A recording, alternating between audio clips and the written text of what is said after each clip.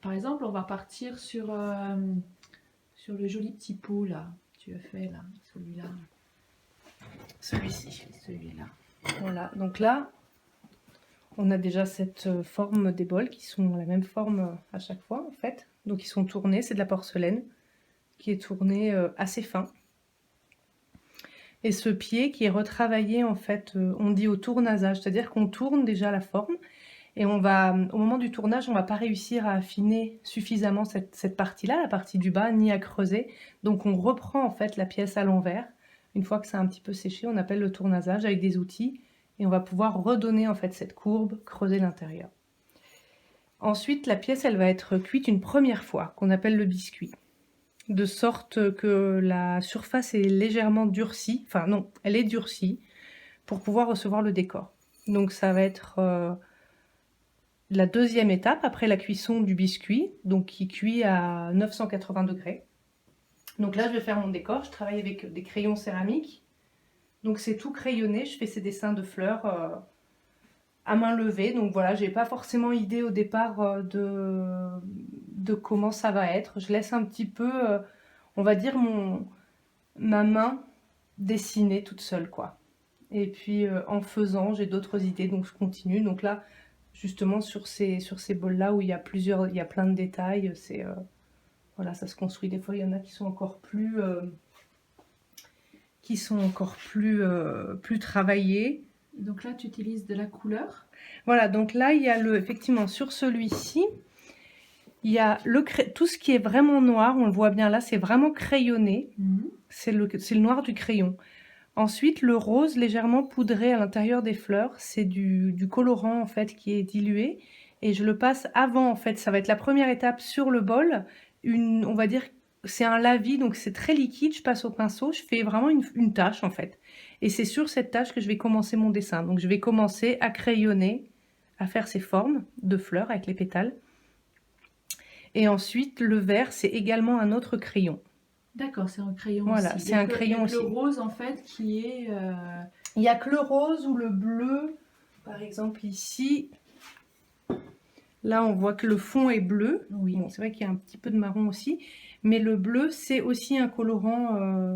C'est un colorant dilué. Donc, c'est vrai que souvent, les fonds de mes fleurs, ils sont soit plutôt bleutés, soit plutôt rosés. Donc en fait, c'est le même principe qu'à l'extérieur. Alors non, voilà, c'est pas le même principe. Là, on est sur quelque chose de très dilué, un petit peu comme l'aquarelle en fait, Ouais. des lavis.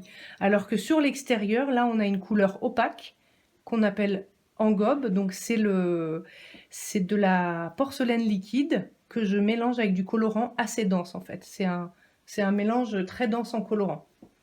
Et donc là, je le passe au pinceau, donc c'est épais. C'est pas du tout translucide, hein. C'est vraiment une couleur opaque qui est donc sur tous les extérieurs. C'est à chaque fois des engobes de couleurs différentes que je fais différents mélanges pour avoir différentes teintes en fait. Donc c'est toi qui crée ta teinte? C'est moi qui crée les teintes. Voilà, je pars de colorants purs et ensuite je vais les mélanger. Par exemple là, le orange, c'est moi qui le fabrique en mélangeant à partir d'un orange et d'un jaune. Je vais faire des mélanges. Pareil pour les bleus. En fait, c'est moi qui fais mes mélanges, qui rajoute un peu de jaune, un peu de bleu, un peu de vert, enfin, etc. Voilà. Sur cela, en fait, donc là, c'est travailler avec une réserve. C'est-à-dire que je fais mon décor, juste la forme, on va dire, extérieure. Oui. Et ensuite, je vais faire une réserve avec du latex. Donc c'est liquide, ça se passe au pinceau. Le temps qu'on le passe, c'est liquide, ça sèche très vite, ça devient comme une peau en fait, hein, du plastique, du latex. Ensuite, une fois que c'est sec, je vais mettre mon engobe au pinceau partout. Oui. Et je vais retirer ce plastique et va apparaître du coup cette forme. Et là ensuite, donc délicatement, parce qu'il ne faut pas que j'abîme en fait la partie déjà colorée, je vais faire mon décor en fait. Je vais dessiner dedans. D'accord, avant cuisson. Avant cuisson. Par contre, je peux pas le faire avant de passer le latex parce que quand je retire mon latex, ça retire également le décor qu'il y a dessous. Ben oui. Voilà. Donc s'il n'est pas cuit, il s'en va. Donc il faut que je le fasse après. Donc c'est pour ça que c'est délicat parce que l'engobe est encore cru. Donc ça peut bouger ou se salir ou s'abîmer. Si on gratte, ça s'en Ouais. va. Voilà. Et ensuite, j'émaille juste l'intérieur. Donc là, il n'y a que l'intérieur qui est émaillé. Et toute la partie extérieure n'est pas émaillée. Et après cuisson, je ponce. Tous mes extérieurs avec les engobes sont poncés pour avoir vraiment cette douceur qui ressort comme une peau un peu de pêche, quoi. C'est exactement ça. Ouais, c'est un peu comme une peau de pêche. C'est vraiment la sensation qu'on a quand on les C'est touche. ça, ouais. Et donc sur ces décors avec les fleurs, donc là il y a un émail qui est très léger, hein. On voit ça brille légèrement, c'est légèrement satiné. Donc c'est un émail qui est volontairement très fin et mat satiné pour permettre en fait de garder vraiment le détail du dessin. Sinon il serait beaucoup plus diffus. Est-ce que j'en ai quelque part? Par exemple comme celui-ci. Voilà, on voit que c'est comme s'il était dans le brouillard. Oui, on voit bien la différence. Voilà, là c'est très net. Là c'est plus fondu, quoi. Et donc du travail aussi avec de l'or. Voilà, donc là sur ceux-là, il y a juste les petits cœurs où il y a des petites touches d'or en fait. Donc c'est de l'or qui est liquide que je travaille au pinceau ou à la plume. Donc là c'est travaillé à la plume comme tous les petits détails hein, qu'on a ici. Voilà, donc ça, tout ça c'est travaillé à la plume. Donc c'est de l'or liquide. Et ensuite, ça va être... Donc, l'or est posé sur l'émail. Oui. Et il va prendre l'aspect, en fait, de l'émail qu'il y a dessous. Donc là, si on a un émail brillant, on voit que l'or va être brillant. Si on a un émail qui est plutôt mat, on voit ici que ça va être beaucoup plus mat. Oui. Voilà, parce qu'il est posé, en fait, le décor d'or est posé sur l'émail. Et il va cuire une 3e fois à 800 degrés. Donc voilà, c'est ce qu'on appelle les couleurs de 3e feu. Voilà, donc ça vient sur l'émail, c'est cuit, donc c'est totalement alimentaire. Ouais. T'as bien présenté. Voilà, après là il y a...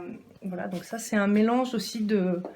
On va dire c'est un mélange des genres que j'aime bien. C'est-à-dire qu'il y a vraiment ce motif floral qui est un petit peu mon univers, tout ce côté de la douceur, un peu du rêve. Et il y a ce côté damier que j'adore. Je suis très attachée au contraste de noir et de blanc. Et donc là, j'ai vraiment mélangé ces deux univers avec également l'or. Et voilà, pour moi, ça donne des pièces totalement magiques qui sont voilà, des choses qui me parlent aussi dans la vie. Donc c'est le mélange. J'appelle ce bol, c'est un rocomantique. Parce qu'il y a le romantique oui. Et il y a le côté rock. Ah, voilà, donc c'est le bol rocomantique.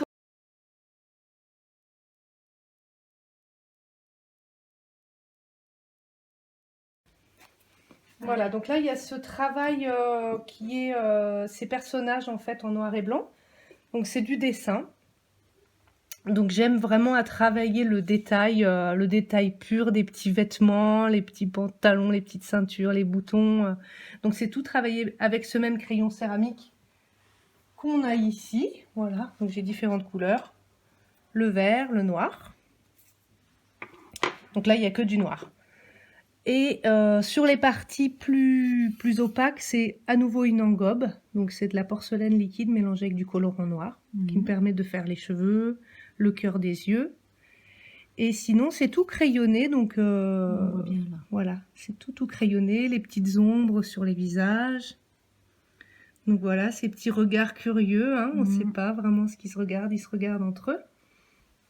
Donc là, on a un support en grès. C'est du grès... c'est un grès noir. Ouais. Et par-dessus, en fait, j'ai une plaque, on voit hein, sur la tranche.